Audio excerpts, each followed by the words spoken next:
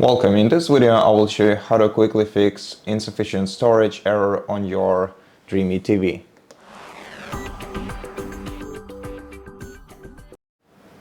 To do it in an easy way, we have to go to the quick settings menu, then open all settings, and in settings scroll down to system, and in system select storage.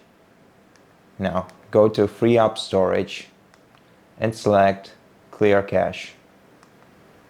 Confirm.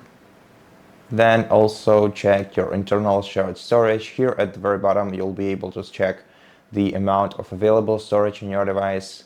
So if it's very low, then we can uninstall the apps that we don't need by going to the apps menu, then selecting see all apps option and finding the application that we don't need that takes a lot